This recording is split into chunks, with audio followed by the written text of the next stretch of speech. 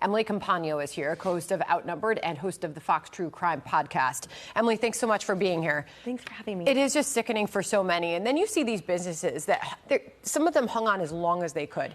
In many cases, this was about the safety of their employees. This was Gary Rabin. He joined us on this program on Wednesday. Today, we choose not to work there. It's a terrible place to be, and we've got a governor and a mayor and a future mayor of the city who are promoting this anarchy. I have great employees across my companies that will rather be in any state in the country than Illinois. This was never the case 5 years ago and back.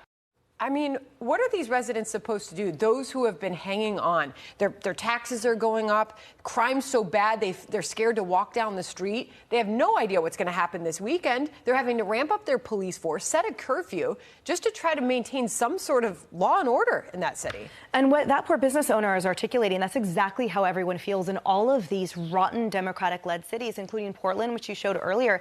And to your point, Sandra, when your property value plummets like that, when your property value and the value of your business plummets like that, it limits then your options of leaving. So those that can leave are essentially doing so on thin ground, and also they're the lucky ones. Everyone left behind are the ones that are subject to these repeat recidivist attacks, frankly, in both the crime sector and economically. Mayor-elect Johnson says, well, I'm going to hire 200 new detectives, but he says it's about investing in smart ways. He says, I'm going to invest in youth programs and the like. Sure, that's important, but he also needs, as the Virginia Attorney General stated, to have accountability for this. He needs to stop infantilizing these teen takeovers. These are groups of people that are committing actual real violence. They are actually beating up people that have to go to the hospital. We had the young couple who was attacked as they walked out of a Nordstrom on this program earlier this week on Tuesday. After all this, they've got scratches, black and blue, all over their face. And to your point, he's doubling down on defending these teens.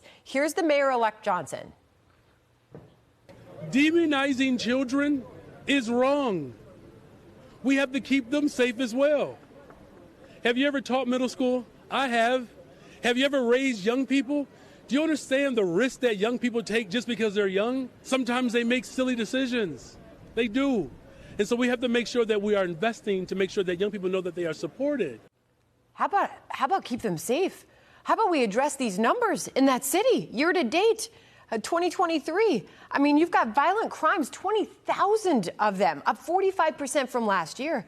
The year before that, up 96%. I mean, it just goes up and up and up every year. What are they doing about it? There is nothing silly about this kind of violence that these people are engaging in. There's nothing silly about 7 out of 10 of Chicago's homicide victims being young black males. There's nothing silly about here in this town, 20% of all arrested being under the age of 21. So for him to reduce these offenders, these repeat offenders to children, to me reduces the impact that it's wreaking, the havoc that it's wreaking on all of those residents. Lori Lightfoot said, well, he needs to understand the economic impact exceeds and expands the rest of the state. You just showed a woman that was attacked in her driveway with a gun in one of those nice areas outside of Chicago. The crime is what spreads. So she's right, but in the inverse. Chicago needs to get its act together so the rest of the state doesn't succumb to the spreading crime that Portland and Oregon has as well. Yeah, I mean, I'm praying for that city. I'm praying this doesn't happen again because it puts lives in jeopardy, including those teenagers who are partaking in this, those 2 young boys who were shot last weekend,